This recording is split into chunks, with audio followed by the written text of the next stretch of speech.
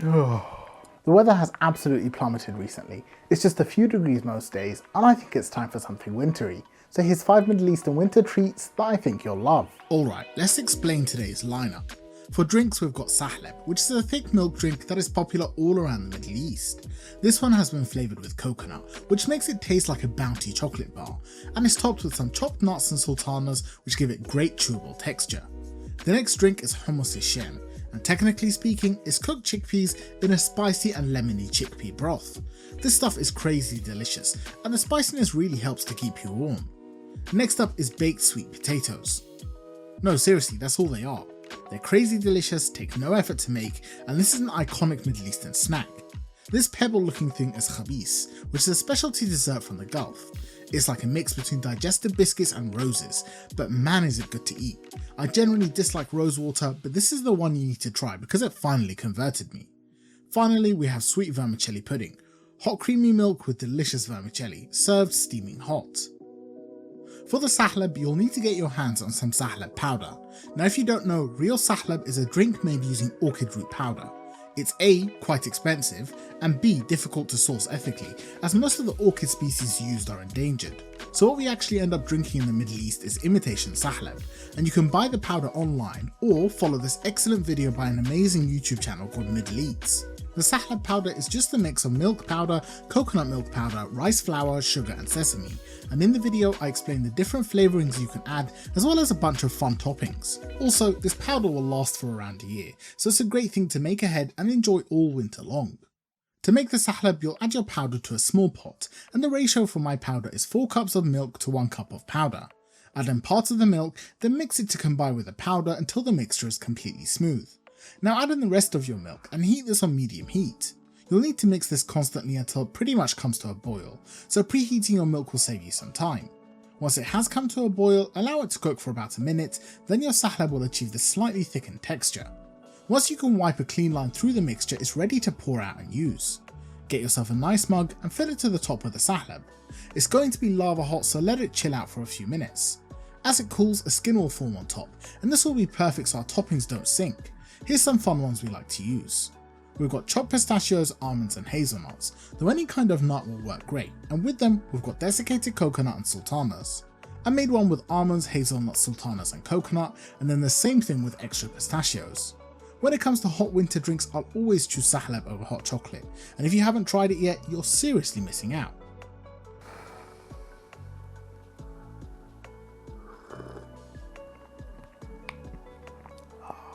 That is insane. So good. Next up we've got our chickpea drink, Hummus El Sham.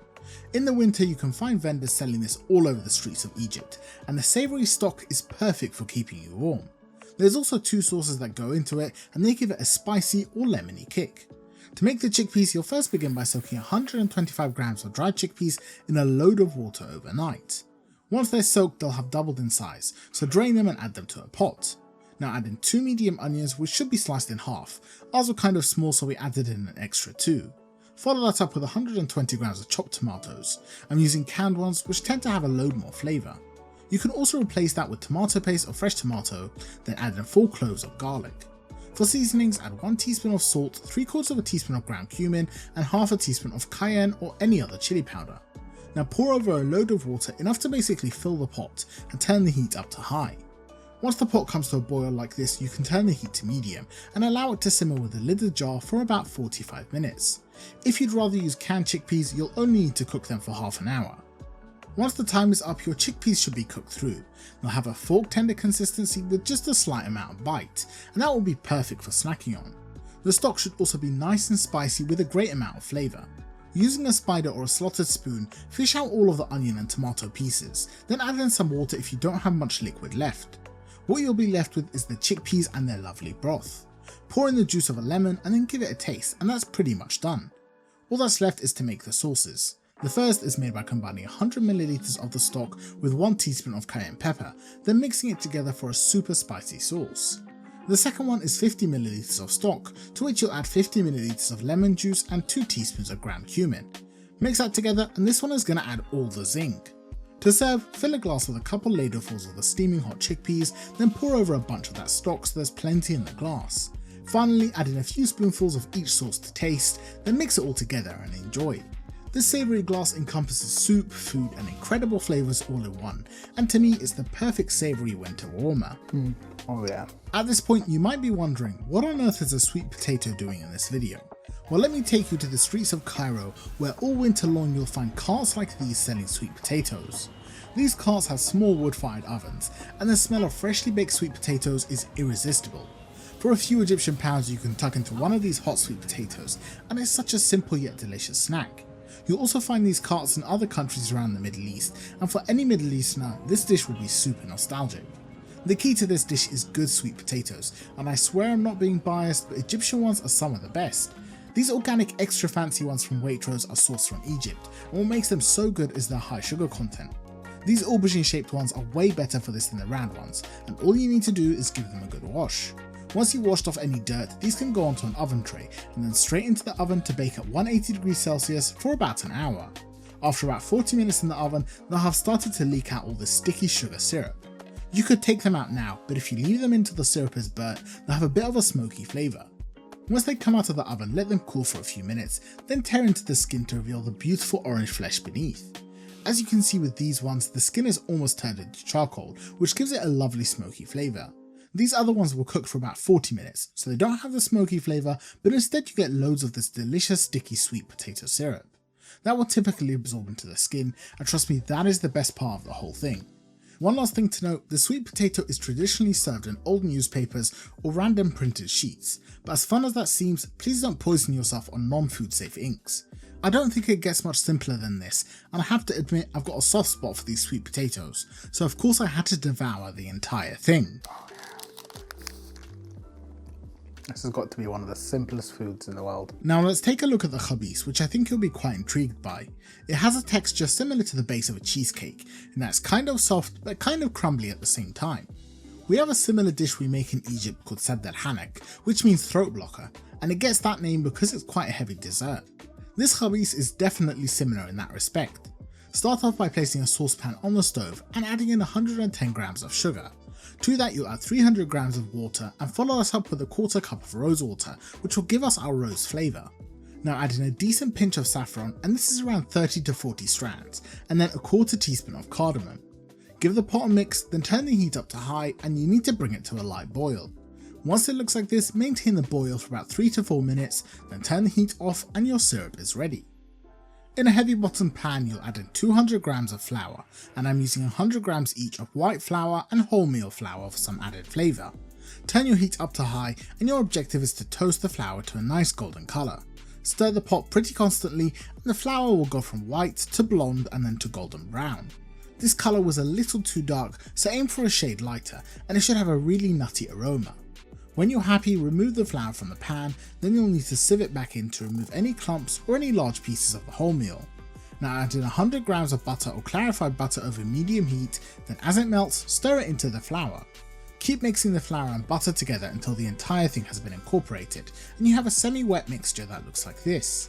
Now you can season this with 1/8 of a teaspoon of salt and another quarter teaspoon of cardamom. Once those are mixed in, you're ready to add the syrup. Just pour it through a strainer to catch all of the saffron threads. It's going to look like a ton of liquid, but as you mix, this will quickly get absorbed into the flour. Once it reaches this play-doh or putty stage, keep pressing the mixture down into the pan, then folding and spreading it out with your spatula. Cook it for about 3 minutes, then cut off the heat and cover it with a lid so it can steam for about 10 minutes. When that time is up, you're ready to serve the Khabees. You want to break it up into large chunks, but don't be stupid like me because I made it way too small. To serve, you'll just fill a bowl or plate with the hot Khabees, then add on some chopped pistachios and some edible rose petals. Now I absolutely love this dish and I usually hate rose water, so I think that conveys how good this is. Just beware that this can be quite heavy to swallow, so it's best eaten with a hot drink. Just needs a glass of warm milk. Oh yeah. Finally we come to the sweet vermicelli, which is a pretty common dessert throughout the Middle East and much of Asia. Served hot, it's a delicious warming treat, and it's super easy to flavour with anything you like. Start off by adding 2 tablespoons of butter into a pot over medium heat. Once that's melted, you'll add in a cup of wheat vermicelli, which you want to fry until browned. You can do this by continuously folding the vermicelli over itself, and after about 3 minutes, you'll get to this perfect brown colour. When you do, pour in a litre of whole cow's milk, and don't even think of using that white coloured water they call skimmed milk. Now add in a quarter cup of sugar, then to flavour add 1 teaspoon of vanilla powder or vanilla essence. Of course you can add any other flavouring, and one of my favourite ones for this dish is cardamom. A few pods like this should give loads of flavour.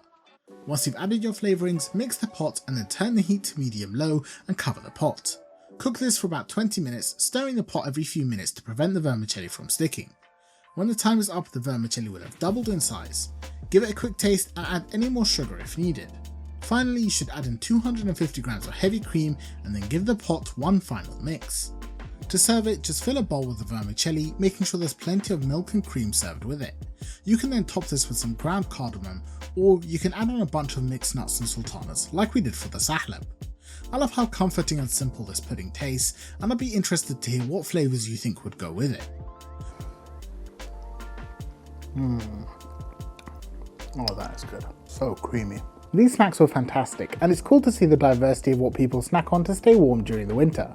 Now click here to see more warming wintry dishes.